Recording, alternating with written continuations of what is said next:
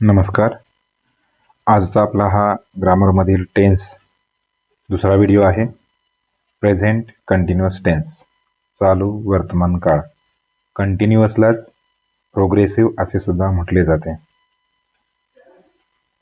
Present continuous tense चालू वर्तमान काळ हे क्रिया चालू आहे, सुरू आहे हे दर्शवण्यासाठी प्रेझेंट कंटिन्युअस टेन्सचा वापर होतो. सूत्र आहे सब्जेक्ट प्लस एम किंवा इज किंवा आर प्लस V4 म्हणजे ING प्लस ऑब्जेक्ट. आता एम इज आर हे हेल्पिंग वर्ब्स आहेत. आता वर्बचे प्रकार मुख्य दोन आहेत.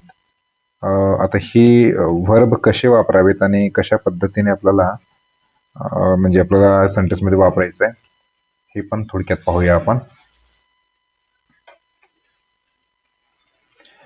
हा जो भाग आहे मी यापूर्वी सुद्धा दिलेला आहे. V1, V2, V3, V4, V5. V म्हणजे वर्ब क्रियापदाचे पहिले रूप म्हणजे बेस फॉर्म. V2 म्हणजे पास्ट टेन्स. V3 म्हणजे पास्ट परफेक्ट आणि V4 म्हणजे ING लागलेला क्रियापदाला V4 आणि V5 म्हणजे क्रियापदाला S किंवा ES लागलेलं असतंय. हे सांगितलं होतं तुम्हाला आधी पण आधीच्या व्हिडिओमध्ये आहे. V1 आणि V5 हे प्रेझेंट टेन्समध्ये वापरतात. V2 म्हणजे पास्ट आहे. पास्ट परफेक्ट हे एखादं काम झालेलं आहे किंवा झालेला होता अशा पद्धतीने V3 चा उपयोग होतो. यामध्ये हॅव, हॅज, हॅडचा वापर होतो आणि V4 म्हणजेच ING लागतंय. तर बघा play, played, played, playing, plays. आता इथे दोन सारखेपणा आहेत म्हणजे ED लागलेलं सेकंड फॉर्म आणि थर्ड फॉर्म. मग हे बघायचं कसं सेंटेन्समध्ये सेकंड आहे का थर्ड आहे. थर्ड असेल तर इथे हॅव, हॅज, हॅड असणार. त्यावेळेला थर्ड फॉर्म समजायचा आहे. नाहीतर सेकंड फॉर्म म्हणजे पास्ट टेन्समध्ये सिंपल पास्ट टेन्स. गो, वेंट, गॉन हे तिन्ही डिफरन्स आहेत. गोईंग आणि गोज. पुट, पुट, पुट हे तिन्ही सेम आहेत. पुटिंग आणि पुट्स. अशा पद्धतीने तुम्हाला एखादा वर्ब घेऊन तुम्हाला अभ्यास करावा लागेल. ठीक आहे. आता पाहूयात आपण प्रेझेंट कंटिन्युअस टेन्स. आता जो कंटिन्युअस म्हटले की V4 समजायचं आहे. V4 घ्यायचं आहे आपल्याला. ठीक आहे. तर पहा इथे एक्झाम्पल्स घेऊया आपण.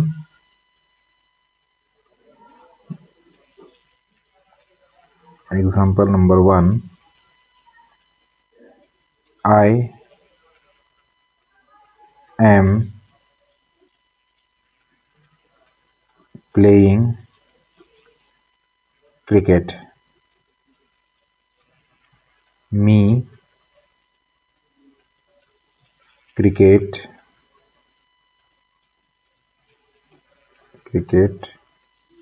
खेळत आहे. म्हणजे चालू क्रिया अशा पद्धतीने दर्शवतात. आता हा जो भाग आहे बघा एम, इथे एम आहे, इज आहे, आर आहे. मग एम कधी वापरायचा, इज कधी, आर कधी. तर इथे एम सोबत कधीही आय येत आहे. आय एम सोबत असणारच. आणि इज तुम्हाला एक आता क्ल्यू दिला होता. इथे जे आहे V5 जे आहे V5 एस किंवा ES लागलेले आहे. ही शी इट असेल तर एस किंवा ES लागत आहे. मग इथे पहा येस आहे इज मध्ये. मग he is, she is, it is third person सिंग्युलरला. ठीक आहे. आता पहिल्यांदा आपण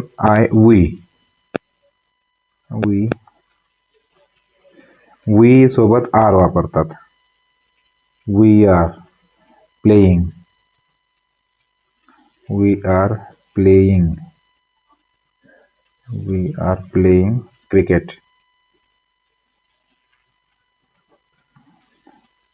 आम्ही क्रिकेट खेळत आहोत.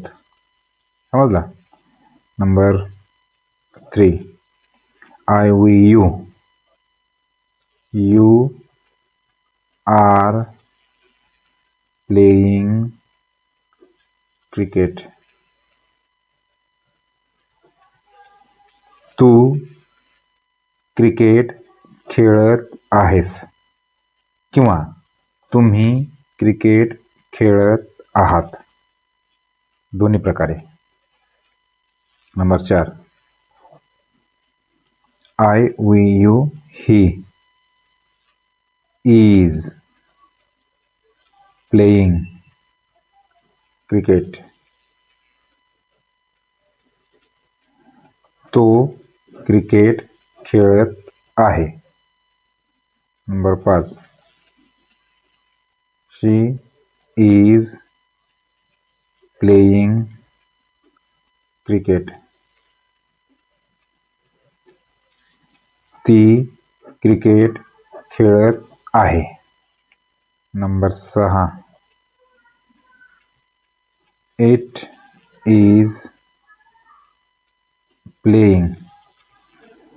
तुम्हाला आधी सांगितलं इट हे प्राण्यांसाठी किंवा वस्तूंसाठी वापरतात, पण इट इज प्लेइंग म्हटलं प्राण्यांसाठी आपण वापरू शकतो. इट इज प्लेइंग म्हणजे ते खेळत आहे अशा पद्धतीने. ठीक आहे. आता क्रिकेट इथं नको आता, कारण क्रिकेट प्राणी खेळू शकत नाहीत. नंबर 7.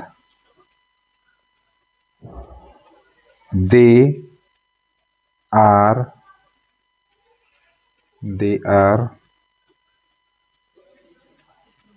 Playing cricket. ते क्रिकेट खेळत आहेत. अशा पद्धतीने आपल्याला कंटिन्युअस प्रेझेंट कंटिन्युअस टेन्स आपलं वाक्य बनवता येतात. ठीक आहे. तर आता इथे आणखी एक लक्षात घ्यायचं, ट्रान्सलेशन बनवत असताना आता प्रत्येक ह्याचं बघा, दे पहिल्यांदा हे सब्जेक्ट सुरुवातीला घ्यायचं आहे, याला 1 नंबर द्यायचा आहे, 1 नंबर. त्यानंतर इकडून यायचं आहे 2, 3 आणि 4. ते क्रिकेट खेळत आहेत. प्रत्येकाचं त्याच पद्धतीने बघायचं आहे. शी इज प्लेइंग क्रिकेट. ती क्रिकेट खेळत आहे. हे अशा पद्धतीने तुम्हाला ट्रान्सलेशन सुद्धा बनवता येईल. तर आता इथे एक मुख्य फरक काय आहे पहा. एम असेल तर आय सोबत एम येणार.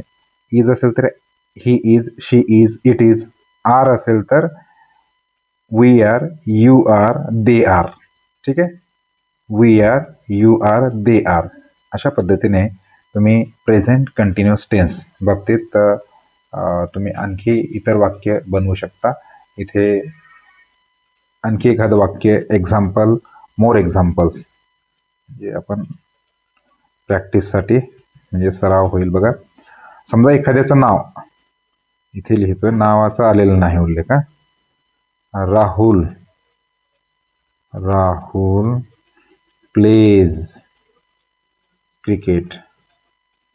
Rahul pledge cricket. राहुल नाही, प्लेज नाही. राहुल इज प्लेइंग असं पाहिजे, कारण कंटिन्युअस चालू आहे आपला. राहुल इज इथे लिहितोय मी.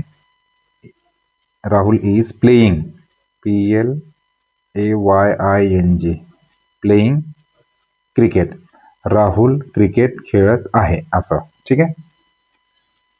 आणखी एखादं उदाहरण बघू आपण. वी घेऊन बघू आपण. वी आता आपण थोडंसं प्लेइंगच्या ऐवजी वेगळे घेऊ आता. वी आर इटिंग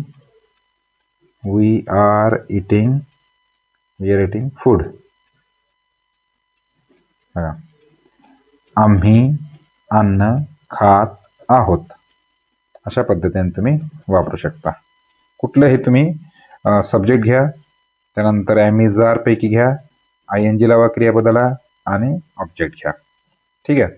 तर हा झाला आपला अगदी थोडक्यात आणि छान प्रेझेंट कंटिन्युअस टेन्स. थांबू आपण या ठिकाणी. धन्यवाद.